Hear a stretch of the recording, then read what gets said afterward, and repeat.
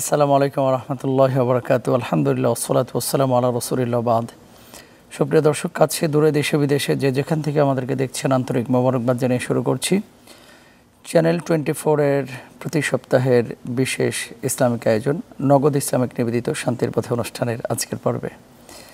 দর্শক, আমরা প্রতিদিনই কোরআন এবং সুন্নাহর আলোকে গুরুত্বপূর্ণ একটি বিষয় নিয়ে কথা বলি। আজকে আমরা যে বিষয়টি নিয়ে উপস্থিত হয়েছি, আমাদের আজকের নির্ধারিত আলোচ্য বিষয় দিন প্রতিষ্ঠায় সাহাবী রিদওয়ানুল্লাহি আনহুম আজমাইনদের আত্মত্যাগ এবং অবদান। কি শিক্ষা রয়েছে আমাদের তাদের আত্মত্যাগ থেকে, আমরা এই বিষয়ে কথা শুনবো ইনশাআল্লাহ তাআলা। আজকে আলোচনার জন্য স্টুডিওতে আমন্ত্রিত হয়েছেন দুজন বিজ্ঞ মেহমান। প্রথমে রয়েছেন সালামবাগ কেন্দ্রীয় জামে মসজিদের সম্মানিত খতিব এবং মুহাদ্দিস মুহতারাম মুফতি মুহাম্মদ ফয়জুল্লাহ। আসসালামু আলাইকুম ওয়া রাহমাতুল্লাহি ওয়া বারাকাতুহু। ওয়া আলাইকুম আসসালাম। কেমন আছেন মুহতারাম? আলহামদুলিল্লাহ মুহতারাম, আপনি ভালো আছেন? আলহামদুলিল্লাহ। আমাদের সঙ্গে আরও রয়েছেন তরুণ আলেমে দ্বীন, ইসলামী চিন্তাবিদ এবং খ্যাতিমান ইসলামিক আলোচক, পরিচিত মুখ মুহতারাম আবু বকর মাক্কি। আসসালামু আলাইকুম ওয়া রাহমাতুল্লাহি ওয়া বারাকাতুহু। ওয়া আলাইকুম আসসালাম। ভালো আছেন মুহতারাম? আলহামদুলিল্লাহ, আল্লাহ ভালো রেখেছে। আমরা প্রথমে মুহতারাম মুফতি ফয়জুল্লাহর কাছে চলে যাচ্ছি। দ্বীনের জন্য কোরবানি, আজকে যে এত সহজে ইসলাম আমরা পেয়েছি, এত সহজে ইসলাম পূর্ববর্তীরা পায় নাই। আমরা তো পৈতৃক সূত্রে ইসলাম পেয়ে গেছি। বাপ ছিল মুসলমান, দাদা ছিল মুসলমান, আজকে মুসলমান হয়ে গেছে। তো যে কোনো জিনিস অর্জনের ক্ষেত্রে যখন ত্যাগ, তিতিক্ষা, সাধনা, পরিশ্রম থাকে, সেটার মূল্য থাকে একরকম। আর যখন এমনি এমনি কোনো কিছু কেউ পেয়ে যায়, ধনীর দুলালি বলে না, যে বাবা ছিল ধনী, জন্মের পরে কখনো অভাব কি জিনিস বুঝে নাই। তো সেই ছেলেগুলোর বাপমার প্রতি আচরণ, আর যারা কষ্ট করে নিজেকে প্রতিষ্ঠিত করেছে তাদের বাপমার প্রতি আচরণ অবশ্যই তারতম্য আছে। আমি যে বিষয়টি জানতে চাচ্ছি, এমনি এমনিতে মুসলমান হয়ে গেছি, এই জন্য ইসলামের কদর আমরা বুঝি না, মূল্য আমরা দিতে জানি না। সাহাবীরা ইসলাম কবুলের পরে কিভাবে ইসলামের জন্য নিজেদেরকে তারা প্রস্তুত করেছিলেন, নিজেরা কিভাবে মেলে ধরেছিলেন, এবং দ্বীনের জন্য তাদের কোরবানি কেমন ছিল যদি বলতেন। বিসমিল্লাহ ওয়াসসালাতু ওয়াসসালামু আলা রাসূলিল্লাহ ওয়া বা'দ। মুহতারাম, আপনি ইসলামের অত্যন্ত গোড়ার দিকের একটি মৌলিক বিষয় উত্থাপন করেছেন, শুকর আদায় করছি। আমরা সহজে যদি বলতে চাই তাহলে বলবো যে ইসলাম হলো একটা বৃক্ষ। যে কোনো বৃক্ষ আপনি রোপণ করেন, সেখানে এর গোড়ায় পানি ঢালতে হয়। তো ইসলামও একটা বৃক্ষ দাঁড়িয়েছে আজকে 1400 বছরের এই ইতিহাস পেরিয়ে আজ পর্যন্ত যে আমরা ইসলামটা পেয়েছি এবং সারা পৃথিবীতে যে এটা বিস্তৃত হয়েছে, এর পেছনে কিছু মানুষের অবর্ণনীয় কিছু ত্যাগ ছিল। তারা ইসলাম নামক এই বৃক্ষের নিচে ত্যাগ ঢেলেছেন, তাদের আত্মত্যাগ বিলীন করে দিয়েছিলেন। তারাই হলেন সাহাবায়ে কেরাম। এই জন্য আল্লাহ তাআলা কোরআনুল কারীমে তাদের ব্যাপারে বলেছেন ওয়াস-সাবিকুনাল আউয়ালুন, তারা ইসলামে অগ্রগামী ভূমিকা পালনে এগিয়ে এসেছিলেন।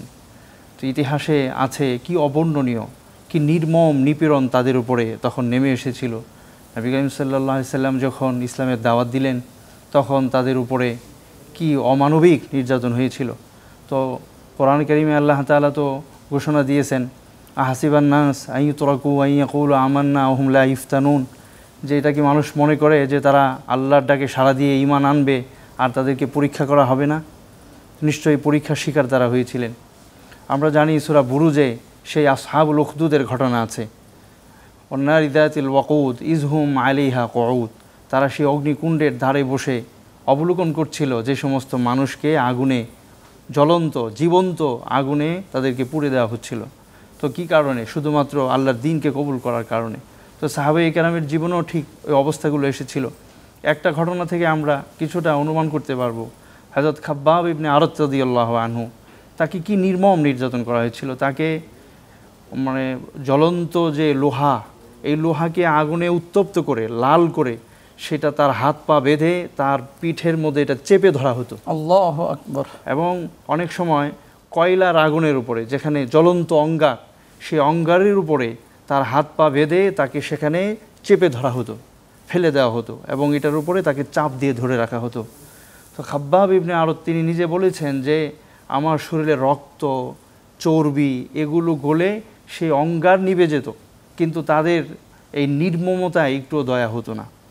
তো এই অবস্থার পরেও তারা তাদের দিন থেকে তাদেরকে ফেরাতে পারেনি। তিনি একদিন নবীজির কাছে গেলেন, গিয়া বললেন যে আলা তাস্তানসিরুল্লাহ ইয়া রাসূলুল্লাহ, যে আল্লাহ রসুল আপনি কি আল্লাহর কাছে আমাদের জন্য সাহায্য প্রার্থনা করবেন না? নবীজি তখন তাকে বললেন যে শোনো, কানা রাজুলুম মিম্মান কানা ক্বাবলাকুম ইউহফারু লাহুল আরদ ফায়ুজআলু ফীহি ফায়ুতা বিল মিনশার ফায়ুশাক্কু বিইসনাইন। নবীজি বলেন যে তোমরা তো জানো যে তোমাদের আগে যারা ঈমান গ্রহণ করত, ইসলাম গ্রহণ করত, আল্লাহর দ্বীনের পরে যারা অবিচল থাকতো, তাদের জন্য এই ভূমিতে গর্ত করা হতো। সেই গর্তের মধ্যে তাকে ফেলে দিয়ে তার হাত পা বেঁধে সেখানে কড়াত আনা হতো এবং তার মাঝখান থেকে কড়াত দিয়ে তাকে দ্বিখণ্ডিত করে দেওয়া হতো। ওয়ালা ইয়াকতাউহু যালিকা আন দীনি, তারপরেও তাকে তার দিন থেকে, ঈমান থেকে সরাতে পারেনি। এবং যে চিরুনি, লোহার চিরুনি এনে তার শরীরের গোশত এবং রক্তকে টেনে ভাবে ছিঁড়ে ফেলা হতো, খসিয়ে ফেলা হতো। লা ইয়াকতাউ যালিকা আন দীনি, তার দিন থেকে সরাতে পারেনি।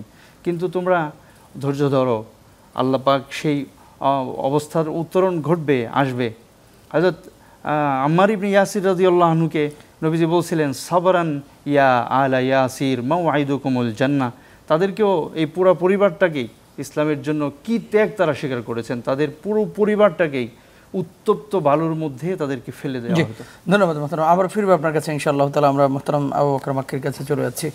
একই বিষয় যে আসলে সাহাবীদের যে আত্মত্যাগ, আমরা তো এমনি এমনি ইসলাম পেয়েছি, ইসলামের জন্য নিজেকে উৎসর্গ করা বা বড় কোনো ত্যাগ তিতিক্ষার মুখোমুখি হলে সেখানে নিজেকে বিলিয়ে দেওয়া, এরকম চিন্তা চেতনা আমাদের অনেকের মধ্যেই নেই, যেটা সাহাবীদের মধ্যে ছিলেন।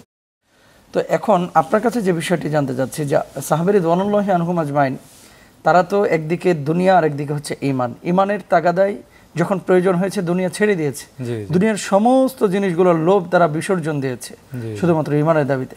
তো আমাদের আসলে এখান থেকে কি শেখার আছে, কেন আমরা পারতেছি না?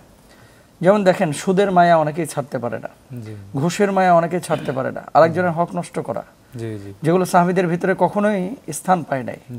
তো আমরা আসলে কেন পারতেছি না, সমস্যাটা কোথায়? এই ব্যাপারে যদি কিছু দিক নির্দেশনা দিতেন। জি, শুকরান, জাযাকুমুল্লাহ খাইর। আলহামদুলিল্লাহি রাব্বিল আলামিন ওয়াসসালাতু ওয়াসসালামু আলা আশরাফিল আমবিয়া ওয়াল মুরসালিন ওয়া বাদ। সম্মানিত উপস্থাপক মহোদয়, আপনি যে বিষয়টি উল্লেখ করেছেন, আসলে এর আগেও আমাদের প্রিয় ভাই যেটা বলছিলেন যে সাহাবায়ে কেরাম রাদিয়াল্লাহু তাআলা আলাইহিম আজমাইন যে কুরবানি করেছিলেন দ্বীনের জন্য, ইসলামের জন্য, আমাদের সবার কাছেই কিছু মাশহুর প্রসিদ্ধ ঘটনাও আমরা জানি। যেমন হযরত বিলাল রাদিয়াল্লাহু তাআলা আনহু, তিনি ইসলামের জন্য কত কষ্ট করেছিলেন। তাকে এরকম উত্তপ্ত গরম বালিতে শুয়ে রাখা হতো। তারপরে আরও অনেক সাহাবারা, আবু বকর রাদিয়াল্লাহু তাআলা আনহুর ঘটনাও আমরা সবাই জানি, যে আল্লাহ রাসূল সাল্লাল্লাহু আলাইহি সাল্লাম যখন যুদ্ধের জন্যে সম্পদ বা তাদের দান সদকা আহ্বান করলেন, তখন হযরত ওমর রাদিয়াল্লাহু তাআলা আনহু বলছিলেন মনে মনে যে আবু বকর রাদিয়াল্লাহু তাআলা আনহুকে তিনি হয়তো এই পর্বে হারিয়ে দিবেন।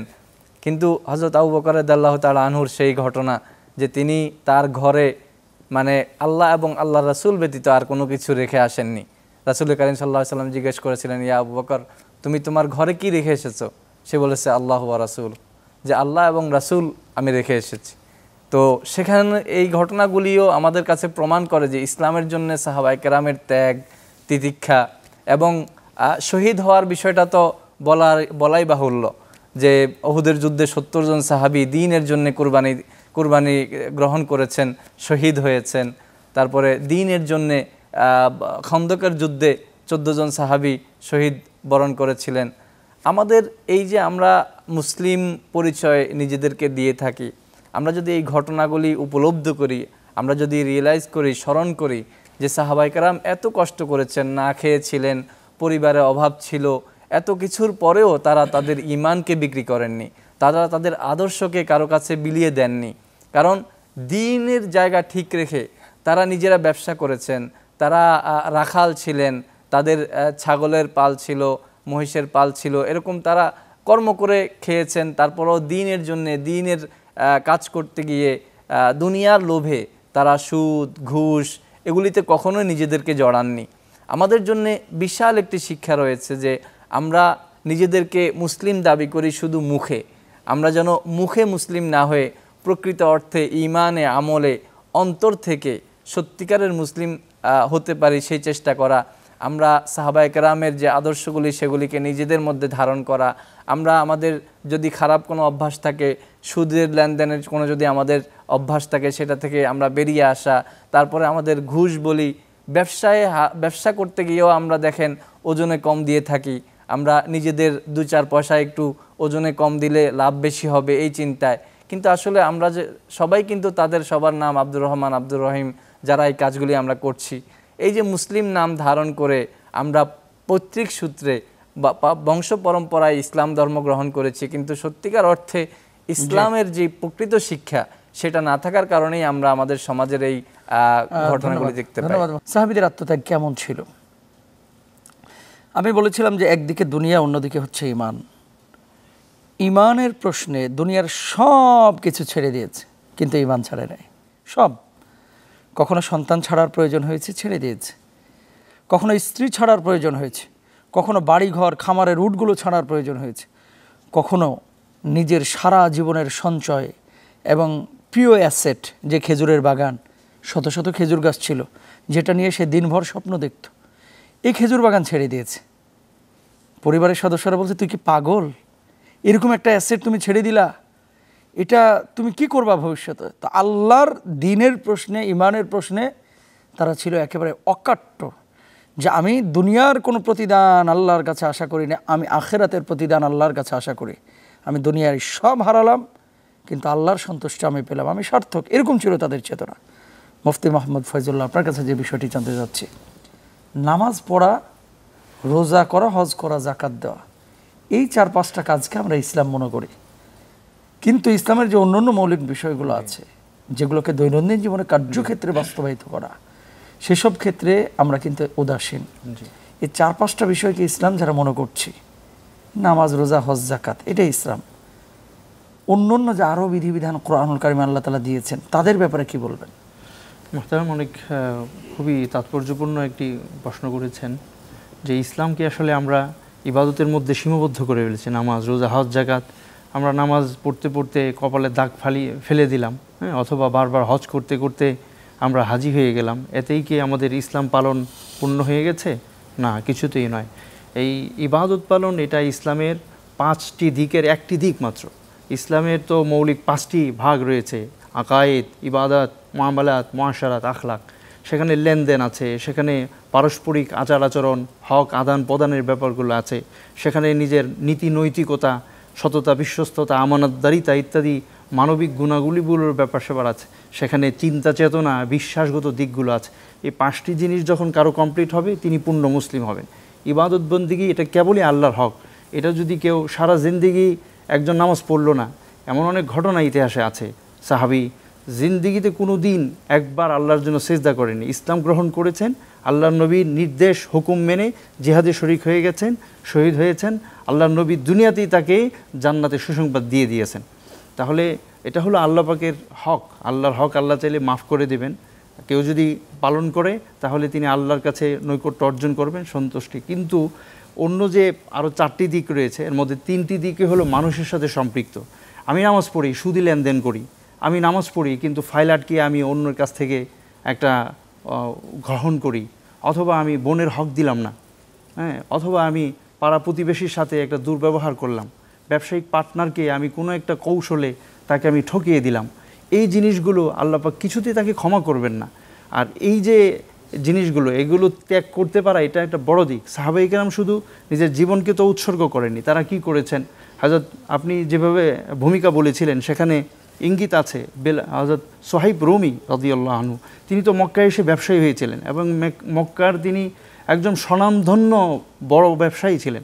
তিনি যখন হিজরতের সময় মদিনায় যাবেন, তখন মক্কার নেতৃবৃন্দ তাকে পথ রোধ করেছিল, যে তুমি এসেছো সৌলুকান, একদম নিঃস্ব অবস্থায় মক্কায় এসে ব্যবসা বাণিজ্য করে আমাদের ভূমিতে আজকে তুমি ধনকুবের হয়েছ, এ ধন সম্পদ নিয়ে তোমাকে তো আমরা বের হতে দেব না। তখন তিনি বলেছিলেন, আতারদাউনা আন আজআলা লাকুম মালি ওয়া তাখাল্লাউনা সাবিলি। আল্লাহু আকবার। বলেছিলেন যে আমার এই ধনভাণ্ডার তোমাদের পায়ের উপরে আমি ছুঁড়ে মারলাম, তবে আমার পথ ছেড়ে দাও, আমি আমার দ্বীন এবং ঈমান নিয়ে আমার নবীর কাছে আমি চলে যাচ্ছি। সুবহানাল্লাহ। আপনি যে ইঙ্গিত করেছিলেন খেজুর বাগানের কথা, হযরত তালহা রাদিয়াল্লাহু আনহুর ঘটনা, যখন কোরআনের এই ছোট আয়াতটি নাজিল হলো, লান তানালুল বিররা হাত্তা তুনফিকু মিম্মা তুহিব্বুন, যে তোমরা তোমাদের সবচেয়ে প্রিয় বস্তুকে আল্লাহর জন্য স্যাক্রিফাইস করার আগ পর্যন্ত আল্লাহর সন্তুষ্টি তোমরা পাবে না। এটা শোনার পরে তিনি ছুটে আসলেন। তিনি তো এই যে বিরোহা নামক তার বাগান ছিল, সবচেয়ে দামি বাগান, আপনি যেমনটি বলেছিলেন। তো নবীজির কাছে এসে বললেন যে ইয়া রাসূলুল্লাহ, আমার জীবনে তো সবচেয়ে দামি অ্যাসেট হলো আমার এই বিরোহা বাগান, আর আল্লাহ বলেছেন সবচেয়ে দামিটি আমি যেন উৎসর্গ করি, তো আমি আপনার হাতে রেখে দিলাম, দআহা ইয়া রাসূলুল্লাহ, আপনার ইচ্ছা মতো আপনি এটিকে খরচ করুন। তো নবীজি কি বলেছেন, যাকা মালুন রাবিহ, এটা তোমার লাভজনক এক সম্পদ। হ্যাঁ, ঠিক এমনই ঘটনা আছে আবু দাহদাহ রাদিয়াল্লাহু আনহু, তিনি একটি খেজুর গাছের জন্য তিনি তার বাগানকে দিয়ে দিয়েছিলেন। যখন তার স্ত্রীকে এসে সংবাদ শোনালেন, তার স্ত্রীও তাকে বাহবা দিলেন, বললেন রবিহাল বাই আবু দাহদা, রবিহাল বাই, যে হে আবু দাহদা, আমার স্বামী, আপনি লাভজনক ব্যবসা করে এসেছেন, এক বাগান দিয়ে আপনি জান্নাতে খেজুর গাছ কিনে ফেলেছেন।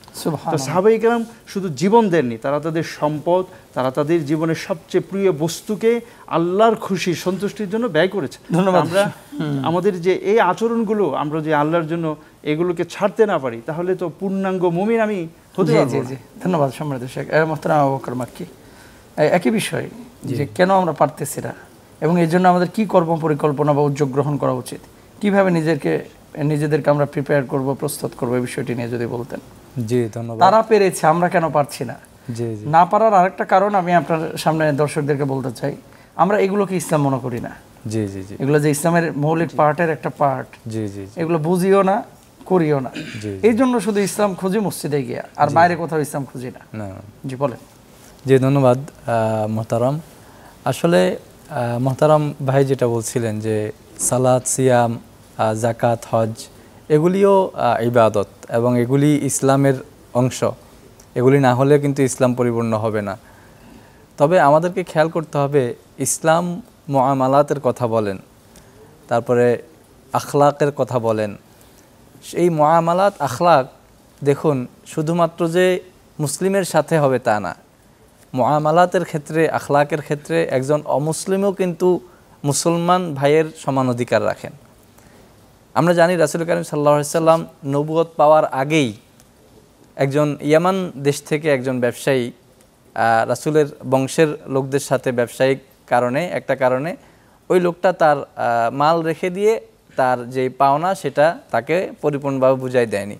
আল্লাহ রাসূল সাল্লাল্লাহু আলাইহি সাল্লাম অন্যান্য আশেপাশের যারা ছিলেন তাদেরকে নিয়ে একটা বিদ্রোহ ঘোষণা করলেন যে তার এই টাকা, তার এই পাওনা ফিরিয়ে দেওয়া পর্যন্ত আমরা এখানে তার বিরুদ্ধে অংশগ্রহণ করব। যে সে অমুসলিম হতে পারে, কিন্তু তার যে অধিকার, সেই অধিকার কখনোই কেউ নষ্ট করতে পারে না। এবং এই যে আমাদের সমাজে আমরা যে দেখি, আমাদের মুসলিম ভাইদের মধ্যেই ওজনে কম দেয়া, মানুষকে কথায় কথায় গালি দিয়ে দেয়া, তারপরে একটু থেকে একটু হলেই কারো উপরে ক্ষুব্ধ হয়ে যাওয়া, তারপরে ভাই বোনের হক নষ্ট করছে, তারপরে পাড়া প্রতিবেশী একে অপরের সাথে ভালো সম্পর্ক নেই।